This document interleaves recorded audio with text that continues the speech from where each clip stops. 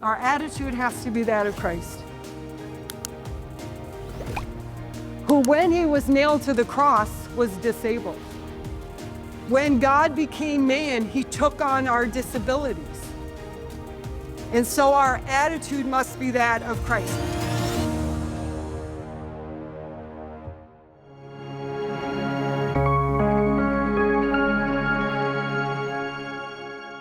So why don't we just center ourselves a little bit and put ourselves in the presence of God? And we ask all of this through the intercession of our beloved St. John Paul II, who at the end of his life had a tremendous disability and was willing to share that with the whole entire world. St. John Paul the Great, pray for us. In the name of the Father, and of the Son, and of the Holy Spirit. Amen. I'm just going to tell you at the beginning of this, I have no magic answers for anything. Because you have one person with a disability, you have one person with a disability. There's no magic potion, there's no one size fits all. And if we start to act that way, then we've done those persons a terrible disservice, because everybody's an individual made uniquely in the image of God, and we have to keep all that in mind. So if you want a magic program, I'm not the person for that, okay? I don't do programs. You know, these are the magic words now, right? Encounter and accompaniment. But it goes back to Emmaus. It didn't start with Pope Francis. It didn't start with somebody had an idea. They're not mottos, they're not buzzwords. They're the reality of the Christian life, encounter and accompaniment. We encounter Jesus Christ, and then he accompanies us in that accompaniment, and then we accompany those whom we teach. That's our job. That's in any way, whatever ministry that we're in, it's encounter and accompaniment. I remember I was working on a project with a bunch of people from around I was working on a project, and they said, those are just buzzwords, let's stop using them. Well, we have to keep using them, because if we look at the Emmaus account, Jesus on the road to Emmaus, they encounter him. He allows them to encounter him and says, what are you talking about on the road? And then he accompanies them, and then he wants to leave them, and then they say, stay with us. And he stays. And then we see in the whole Emmaus account the second Mass. We see the breaking open of the Word, the liturgy of the Word, and we see the liturgy of the Eucharist. They recognize him in the Eucharist. So Jesus came, and I use this picture. It's my favorite contemporary artist, Cedar Coder. He's not everybody's taste, but I really like him. And we see that encounter with Mary at the Annunciation, when she says, let it be done unto me. So she encounters Jesus at the Annunciation, and then they accompany each other through this whole, from the moment of her conception of Jesus through the Holy Spirit. It is encounter and accompaniment. That's how she spends the rest of her life. That's what she teaches the church. So I just got that in prayer. I just wasn't going to do that, and I made a new slide in the chapel, which is against everything I believe in, but it was the only place that I was. So the directory for catechesis, so are you familiar with this? All right, so it was dropped, so to speak, in 2020. It's the third directory that we have from the Vatican. And its language is the strongest language. So it's mentioned, catechesis for persons with disabilities mentions a little bit in the 71 directory. It's mentioned quite a bit more in the 97 directory, and the 2020 directory, it took wings. And it is so strong with this. So it says the church's solicitude for persons with disabilities springs from God's way of acting.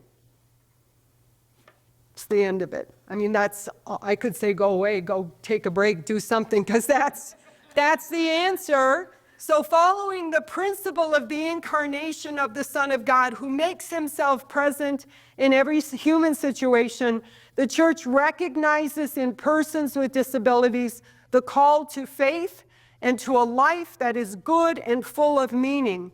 The theme of disability is of great importance for evangelization and Christian formation. When I was in grade 3, I'm Canadian, so we say grade 3, and I never went away, okay? I still say it. So when I was in grade 3, so I was in a Catholic school, and in my class, so there were a bunch of us, however, we were 8 years old in grade 3, around there.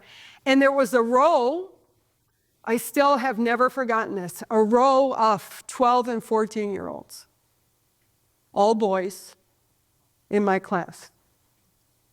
They were the kids who were stupid, they were the kids who couldn't learn, and they were put in a 3rd grade class, and that's how they spent a whole year, in that row, never moving their seats. We all moved around. Well, actually, there was the old school, they were bolted to the floor. Remember those old? I'm really old, all right? So, but that, and I still remember that was tragedy, that as a tragedy. They had no friends, and guess what? They always got in trouble. They were always in trouble, no wonder. The directory goes on to say communities, and the Catholic school is a community, are called not only to take care of the most fragile, but to recognize the presence of Jesus, who in a special way manifests himself in them. This calls for twofold attention: an awareness of the possibility to educate in the faith. So the purpose of a Catholic school is to evangelize, to educate in the faith the people with even grave or very grave disabilities, and a willingness to consider them as active subjects in the community in which they live. That's it.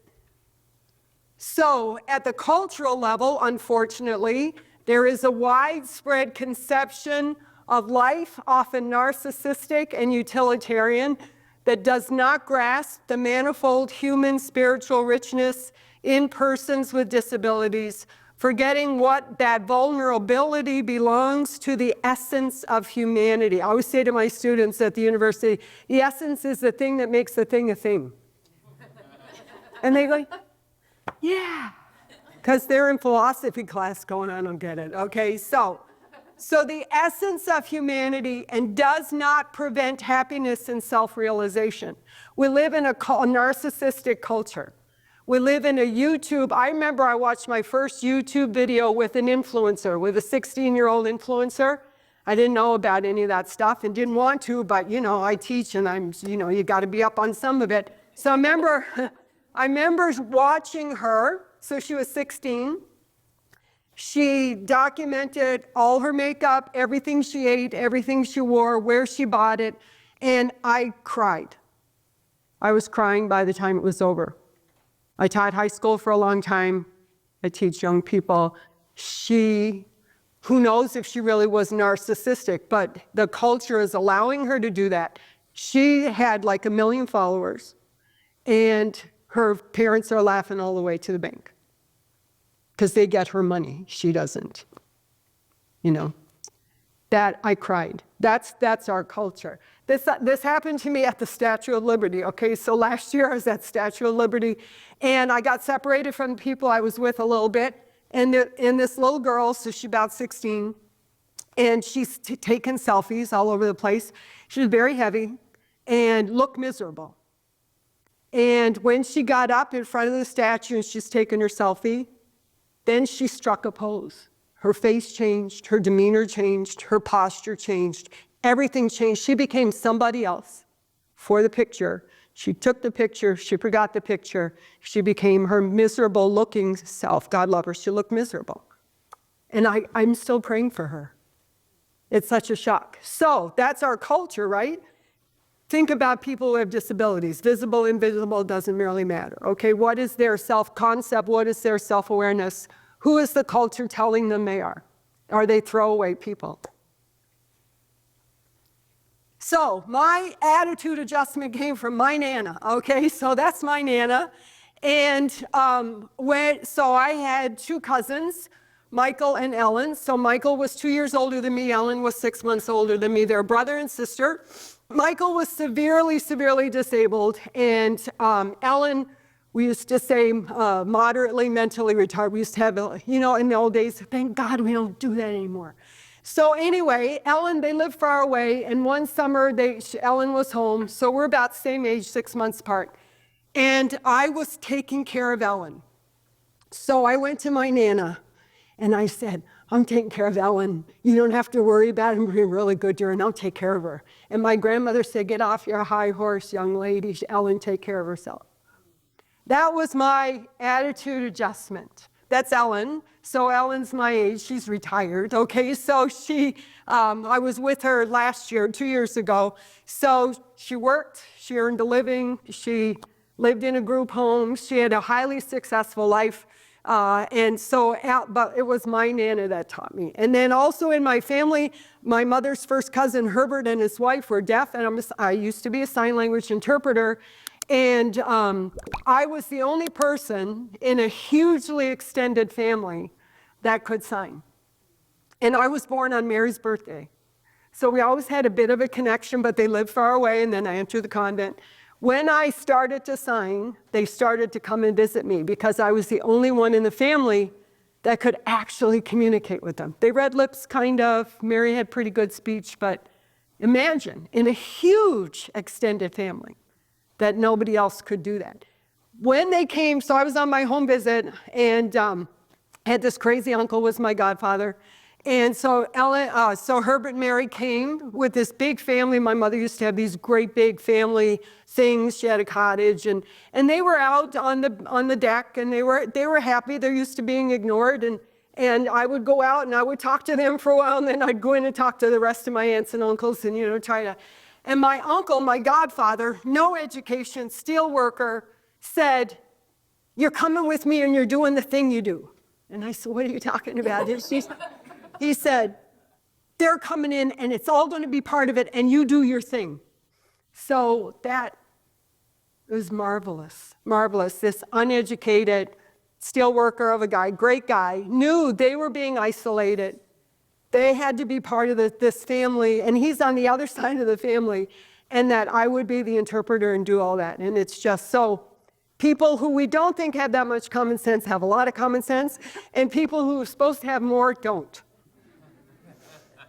So St. Margaret Castello, I spelled that wrong. Okay, so it's Castello. I never do a PowerPoint without mistakes.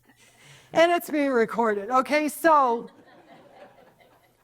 she was a third order Dominican. She was born with grievous, we think she had dwarfism, we're not sure.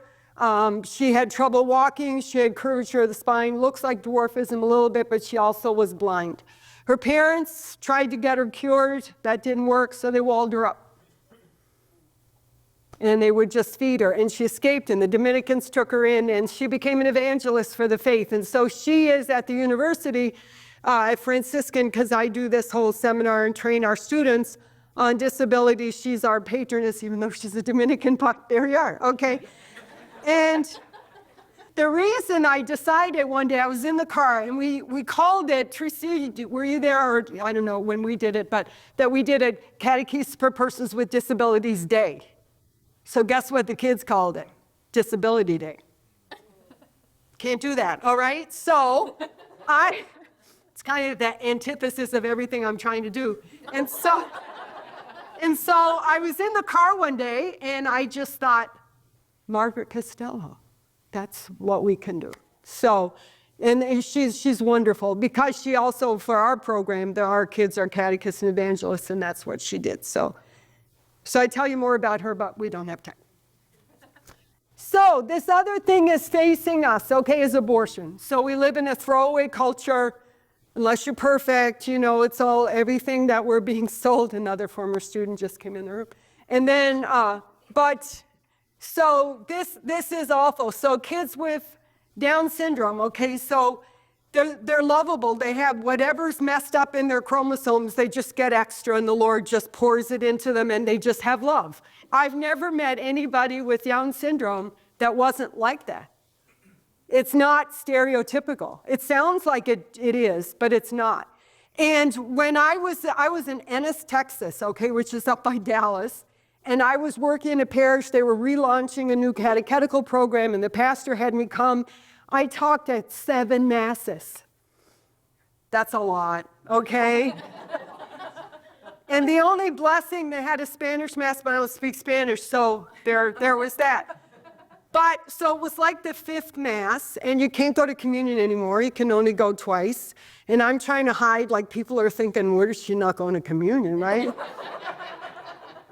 And so I'm sitting there and I'm praying and the line is going by and I heard this, psst, sister. And I looked up and there's this little guy, probably third grade, 8 years old, Down syndrome, went, awesome.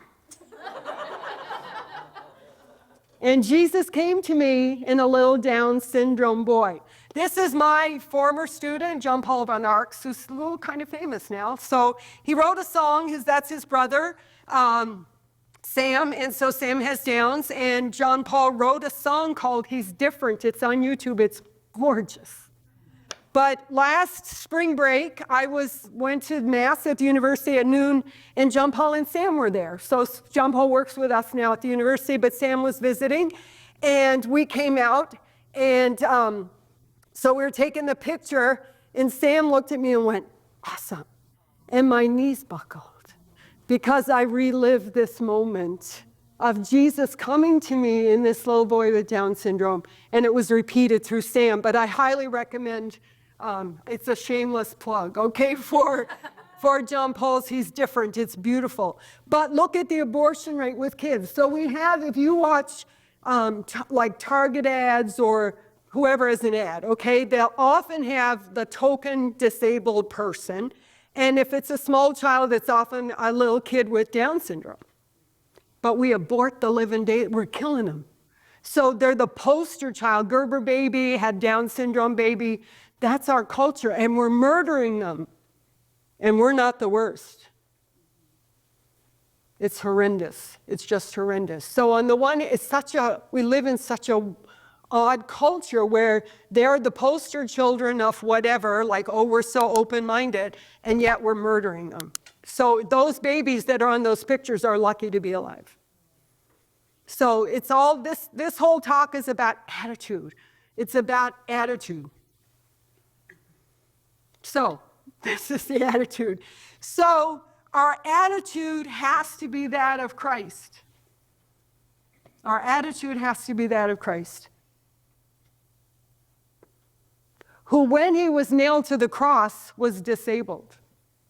When God became man, he took on our disabilities. And so our attitude must be that of Christ. In the church, we pray this every Saturday night. We don't repeat much in the divine office. Magnificat we do, Zechariah's canticle. We repeat those, pray the Our Father. This is every Saturday night. Welcoming in Sunday. Our attitude must be that of Christ.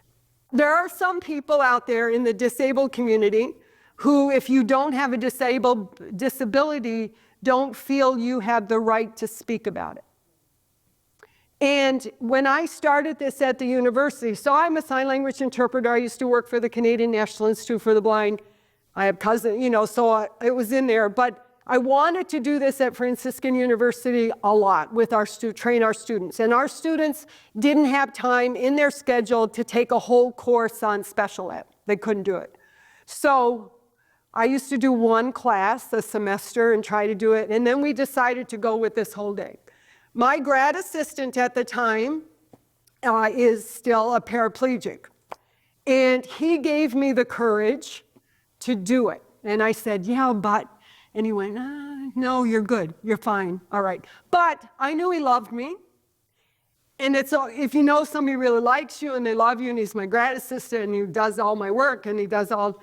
So I just still was a little bit. Okay, so as I was on a plane going somewhere, I don't remember where, and I saw on the gate across from me, my gate, there was a young woman sitting there in this hot pink wheelchair. And I went, okay, all right, so she's given a message to the world. And we ended up sitting together on the plane. I'm an introvert. Terrible, terrible, terrible. I'm a professional extrovert. But I'm a real, seriously, okay, I'm really an introvert. So I'll let other people talk for me, which is hard to believe, unless I'm in a professional, like I'm doing what I do. So we're sitting next to each other, and and it's like, okay. And so I can't even say, where are you going? I mean, it's really bad. So she said to me, where are you going? Are you going home? I said, no, I'm going to go speak at a conference. And she said, so am I. So that started it. Well, we got to talking about, and so she introduced herself. So her name is Dr. Darlene Hunter. She was on 4 of the last Paralympics. She's a basketball star. And so we started to talk about adaptive sports because my grad assistant Kevin played wheelchair basketball. That's how we started, was wheelchair basketball. And so we talked for 2 hours nonstop on an airplane, which is really unusual for me to say 2 words other than Diet Coke on an airplane. So we're talking about this. This is just marvelous. It was God's gift to me. And the man across the aisle from us was like, for the whole 2 hours, okay? But anyway, she said, you get it, you got it, keep doing what you're doing. And that was God for me. So if there's any kind of hesitation, I'm not talking about how great I am, because I'm still finding my way through all of this. But God sent me Darlene Hunter to an outsider, didn't know me at all, and then I feel better about it, okay?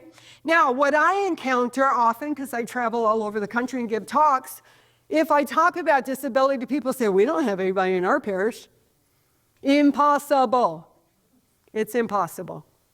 Even if all you have is elderly people with dementia, you have then people in your parish, in your school with a disability, learning disabilities on the spectrum, anything we don't even know, that we can't see, don't know, and then all of the ways that go through it. This drives me crazy, because this is not an acknowledgement of the human condition or an awareness of the people around you, because it gets worse and worse and worse. This is our reality.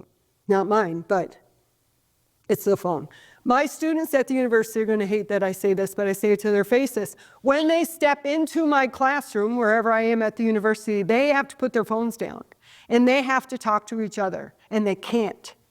And they don't notice each other, and I make them, and they don't like it. But it's sister said, so they kind of do it. But if this is our reality, we're not seeing the people around us, and we're not looking for differences, okay? But we're all different. So we should notice differences, because that's makes us unique, and it's just wonderful, and it's the great whole world out there, and it works really well. And this is horrible, horrible, horrible. If this is what you're saying about your parish is not accessible. And I don't mean just bathrooms and ramps. It's accessibility in the heart.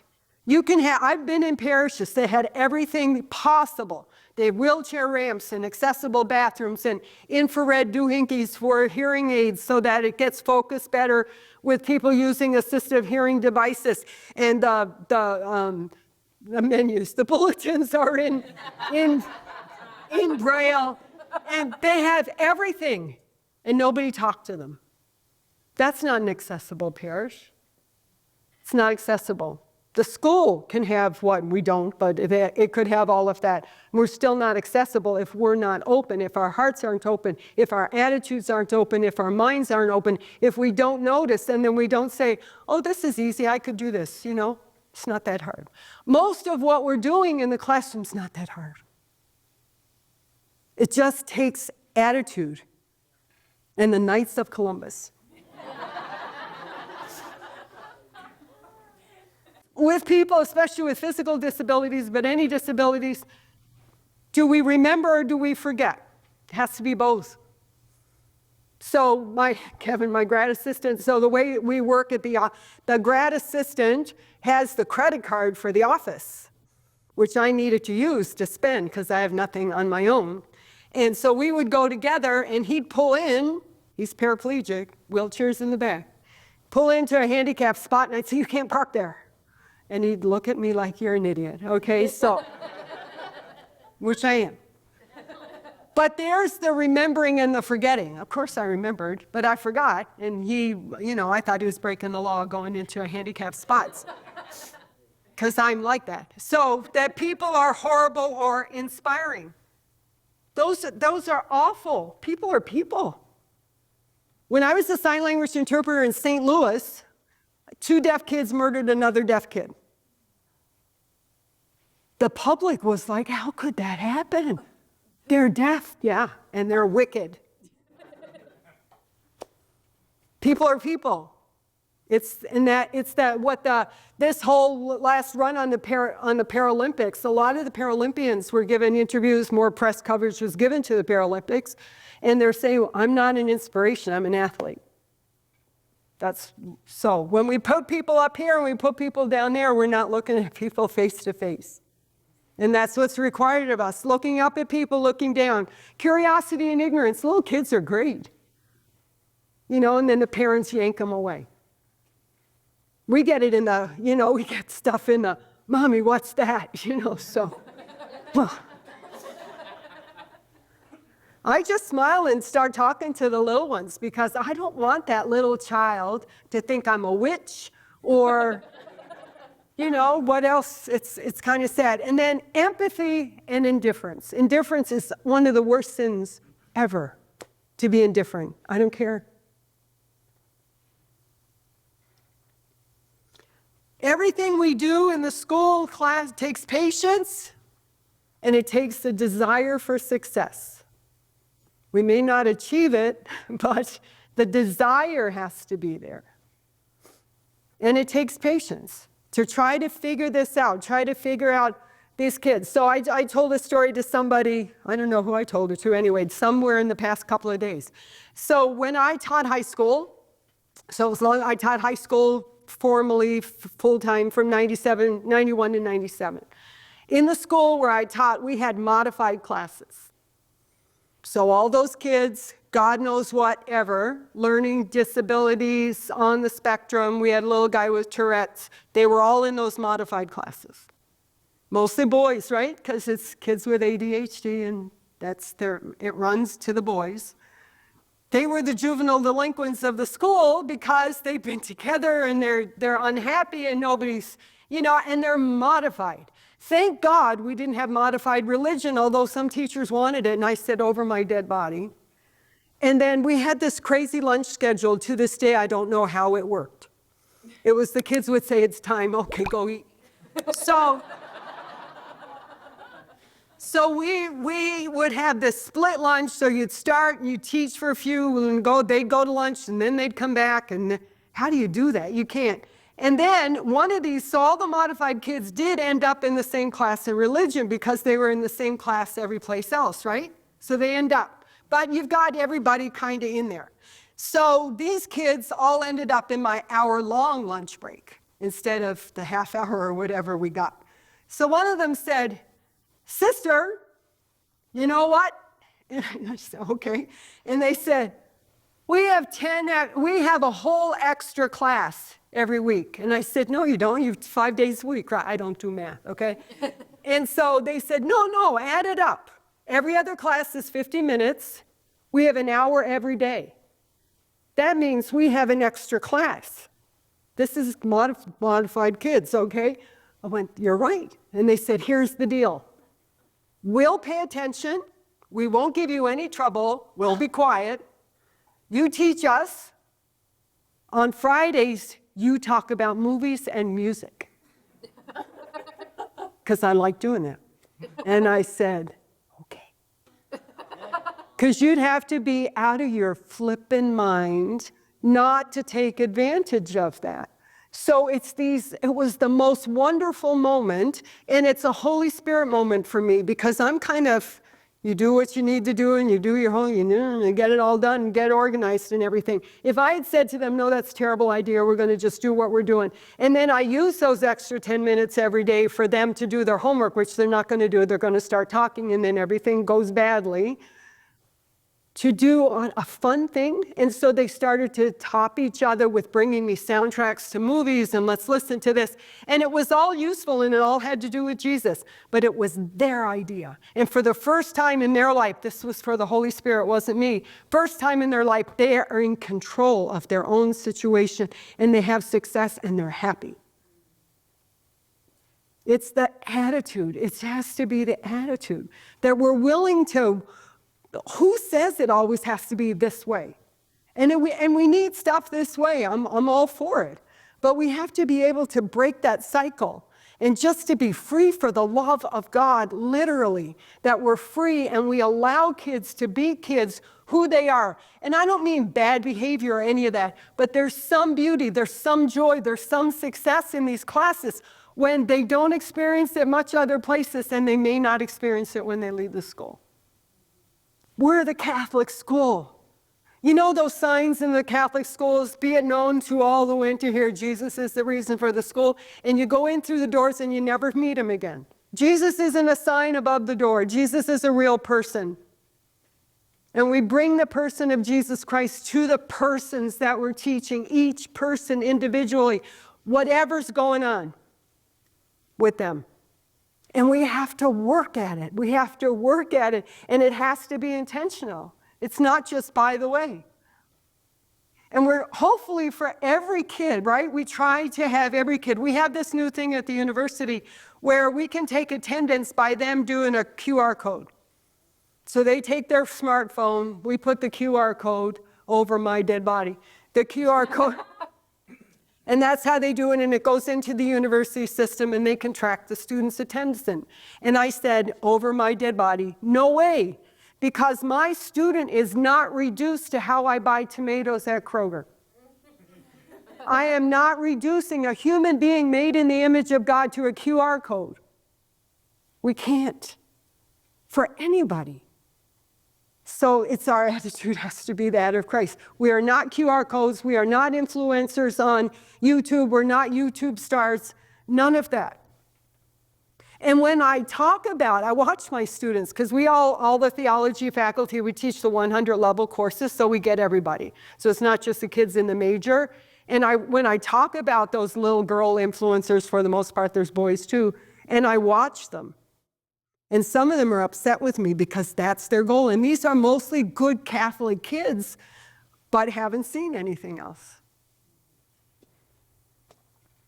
A few years ago, we were having our Castello Day, and we had the students sometimes are shy in asking questions out loud in front of their peers, even in college. I mean, that's freshmen, but kids in college are the same, especially if it has to do with disabilities and they feel uncomfortable. So we had them put questions in, ask the questions ahead of time, put them in a box, and we'd pull them out during the thing. One of the questions this year was, how do we get rid of them in our program? I was devastated. But I understand why, okay? So these kids, that take the seminar, they're juniors, okay? Second semester juniors when we do the seminar day for them. Most of them have come from some kind of youth group, all right? They've all had experienced that. There might have been a kid, who knows, on the spectrum, okay, or ADHD, anything that's could be explosive. So you had that child in your youth group, the youth minister doesn't know what to do, and that kid with special needs, whatever, that's eruptive, whatever reason that they erupt, they don't know how, the youth minister doesn't know. So what looks like this really cool youth ministry, and I meet Jesus and it's all wonderful, is constantly being disrupted, then I can understand. I think that's hope. It didn't come from cruelty. But that's even was more convinced we have to work and to understand and see if there's a workaround or see if there's another way that we can take care of things. And I'm telling you, I've made lots of mistakes in my life. I haven't always handled things the best way either. But, we give it our best shot. And it's bullying, okay? The bullying is horrendous, even if we don't see it. We don't always catch it. They're sneaky. Tricksy hobbitses, okay? I get them in every talk, okay? So, things are going on that we may not see. I swear we used to have to do whole duty between when the classes were changing, we had to be out there. You're taking care of that, and over here worse, right? So the bullying, that's also. We have to teach our students to love each other no matter what, as persons made in the image of God. We forget that, we forget everything. Empathy. This is huge, all right? So empathy, so our attitude must be that of Christ. The incarnation was empathetic to our sinful nature. So God became what we are so that we might become what he is. All right? Empathy makes us fully human. If we don't have empathy, and here's where it drives me really, okay, is to say, okay, my mother died. And you say, oh, I'm sure she's in a better place. No, my mother died. Okay? Yes, I know she's probably in a better place, but my mother died. The spiritual answer is not always the answer. And the spiritual answer is not empathetic. When we show empathy first, then we can build in the whole spiritual side of it. If we don't have that empathetic relationship, nothing's going to happen. Pious platitudes. So Temple Grandin, she's the most famous autistic person in the world, and we owe her a great deal because she's the first person with severe autism who let us know what her brain function, her processing was like. So she's a genius. If you haven't seen the movie, watch the movie, read the books. Her books are better. And she says, in thinking in pictures, so she thinks in pictures, and she said she knew, she's brilliant, right? She knew cognitively that empathy makes us human. But because she has autism, empathy is very difficult. It's not non-existent, but it's difficult. And she said, but I knew that her mother was fantastic, okay? So she said, so she thinks in pictures, and she said, I know that if somebody comes to me with a sad story, I know it's a sad story, but I can't feel that empathy. So I put myself in that position, and I thought, what if that was my mother? And then she said, then I understood. Now you have somebody heavy on the spectrum, okay? So really severe autism, magnificent what she's been able to do with herself, because she's done it herself, is that she took that energy and that time and that mental gymnastics and figuring it all out about herself, and we can't. So it's extremely important, empathy. So empathy is I feel your pain, right? Not like I'm sorry you're in pain. It's easy to say I'm sorry you're in pain, rather than trying to take that on and feel the loss or feel the pain, or that's what Jesus did all on the cross for us. That's why our attitude must be that of Christ. Make sense? Yeah. If all of this isn't going on, you can have the best program in the world. I always call it programs in a box. Buy the box, do this, success never works, okay? The only thing that works is Jesus and the gospel, okay? So that's all that works. So this is Pope John Paul, almost at the end. And I was in England, and we were watching him on TV, and a sister, well, not my own community, thank God, but it was I was living with some sisters, and we were watching him, and she said, why doesn't he just, I'm sorry, it's bad typing there, why doesn't he just resign? He looks horrible, and he's an embarrassment for the church. This man was an athlete and an actor.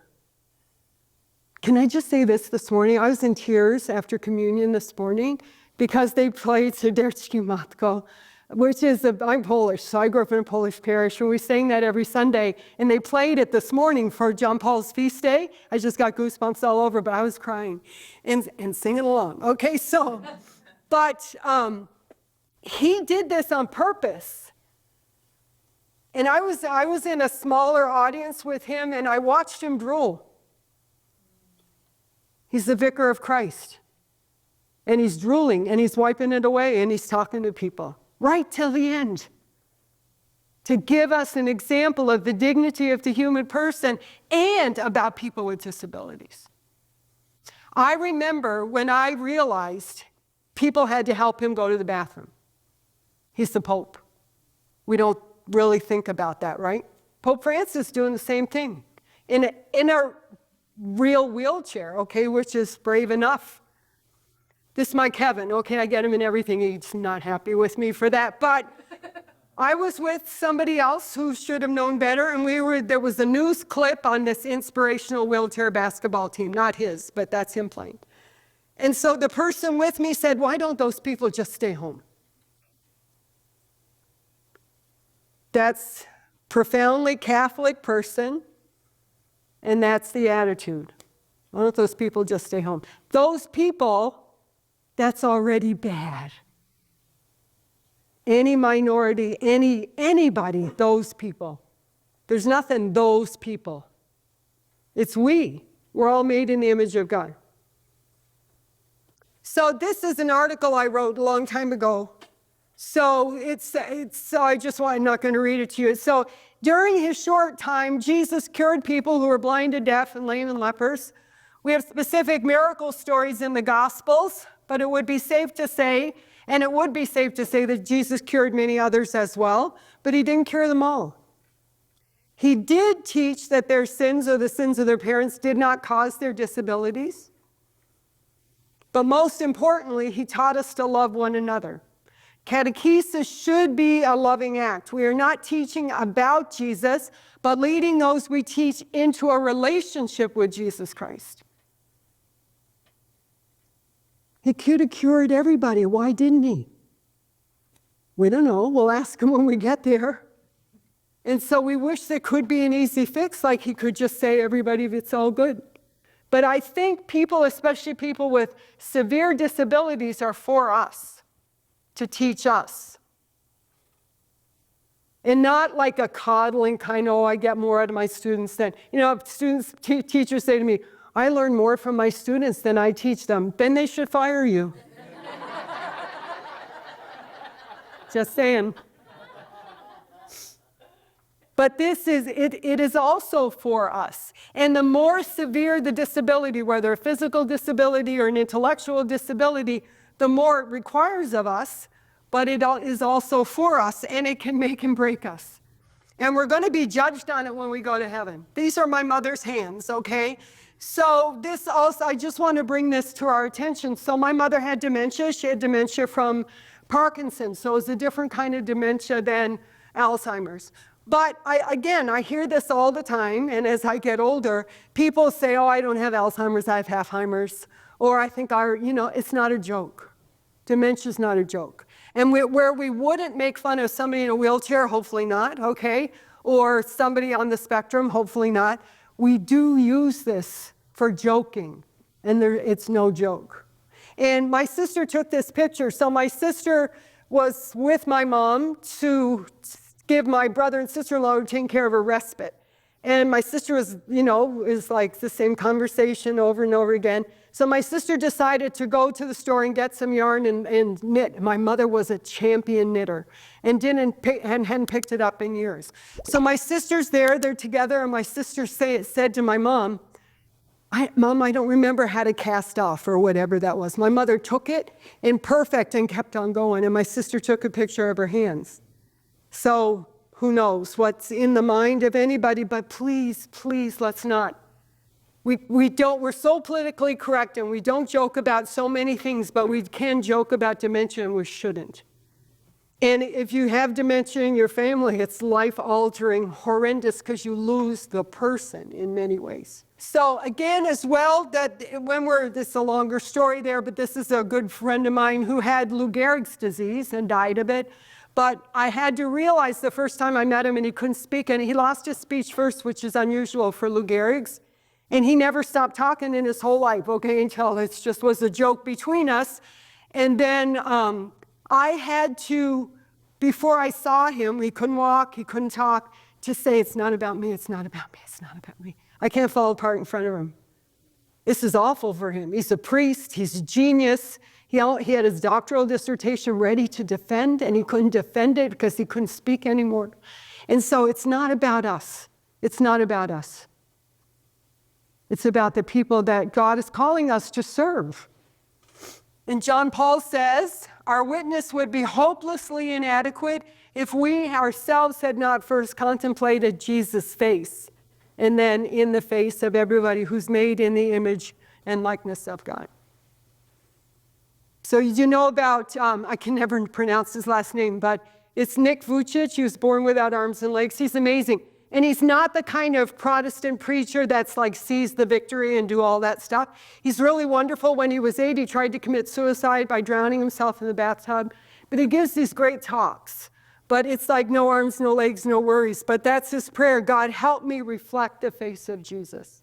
This is a definition of the human person, which is what we forget. But it's a person, not something, but someone. Unity of spirit and matter, capable of knowledge, self-possession, and freedom, who can enter into communion with other persons. What if they can't? This is Terry Schiavo. You remember her? It was a long time ago, but her husband murdered her, really. But she was in a permanent vegetative state. Is she a person? Yes. Could she think? Probably not. We don't know what was going on in there. But babies that are born without a brain, right? They just have the brainstem, anencephalic babies. Is that baby a person? Yes. Does the culture say? No. But that possibility was there, and something interfered with it, and they still have a soul. So abortion, assisted suicide, euthanasia, that's the life. That's what, I went to a secular conference once on, it was a few years back, on, it was a conference on severely disabled, mostly physical. The attendees there, and who were given the workshops, all people with severe disabilities, terrified that somebody's just going to cut them off and that'd be the end of it. That was under the Obama administration. Things have gotten a whole lot worse in the years gone by. So this is great. You know, this is the great adolescent psychology is the Zitz comic strip. But it works really well because so Jeremy has this, Sarah's his girlfriend, so he wants to close the locket, and he sees a mole on the back of her neck, and that's all he can see is the mole. So she becomes the mole. She ceases to be a human being. She becomes the mole. So it's all, a mole, a mole. So Hector, his best friend, you know, he says, yes, a mole, a blemish, a flaw. And Jeremy says to Hector, you don't seem as disgusted as I am. And Hector says, I'm disgusted, all right, but not by the mole. But that's what happens. We see the disability and not the person. So John Paul says in Catechesis Tradendae, children and young people who are physically or mentally handicapped, we don't use handicapped in this country anymore, it's translational, and we're not going to all that semantic stuff. But mentally handicapped have the right, like others of their age, to know the mystery of faith. The greater difficulties that they encounter give greater merit to their efforts and to those of their teachers. Their efforts as well. What are they facing as soon as they wake up in the morning? The other thing in the church is redemptive suffering, which the culture doesn't get, and the Catholic Church is the only one that teaches it. There's purpose to suffering. But again, it's not let me explain how you can offer up your sufferings with Jesus Christ. That's not the first thing out of your mouth. So adaptations, we've always kind of done that in the church. We've done lots of, not been so good, but in lots of ways we are. I'm not going to read that all to you. This is from the old General Directory for Catechesis, but it's about adaptations that we have to. Cut right to the chase. Okay, so we have to. Do you know that the Catechism of the Council of Trent, 1565, was written for priests so they could give decent homilies? And it says, adaptations can be made for reasons of age or other learning difficulties. 1565. They're not, what we think is accessible may not be so, okay? So do a rethink. Just because it says it is doesn't mean it necessarily is. And again, it's the accessibility of the heart that's also more important than anything else. Just in, people who have chronic or invisible illnesses, we kind of brush them aside. And then everybody, this is Marlee Matlin, she's a deaf actress. Every one of us is different in some way. But for those of us who are more different, we have to put more effort into convincing the less different that we can do the same things they can, just differently. So that's our job, is to figure that out. And again, I don't have a magic bullet, and every disability is different, and every need is different. And if there's a combination, it's even harder. So with the cognitive, I think knowing our student, you got to get to know your student, but not through their file. And I learned this, so I never looked at their files ahead of time. Well, we don't have their files, okay? But anyway, I was teaching 8th grade, and I had this kid, good, strong, average student, well-behaved, nice kid, good, had other 8th grade boys, minions, right? You know the minions? 8th grade boys. Yeah, okay. And so I had parent-teacher conference, and the parents said, what have you done with our son? And I said, he's a good, strong C student, and they went, he's educably mentally retarded. This was in the old days, okay? I said, no, he's not. Yeah, we have the paperwork, we have the tests. No, he's not. Now, hopefully, even if I had read his file, I wouldn't have acted on it, but I didn't read his file, and we just went ahead. And he's a good, strong C student, which there's nothing wrong with being average. So unless we shepherd students and families, they are at risk for faith failure. If they don't feel loved, if they don't feel welcome. You can talk about Jesus until the cows come home. And their faith is at risk. That's any kid that we're talking about. When I started teaching high school, the department chair came in and said, you are not allowed to evangelize those kids. I went, I'll be dipped, okay? So anyway, but imagine standing in front of a classroom of kids and not caring if they go to heaven or not. And it's the same with our kids with disabilities who are even at more risk.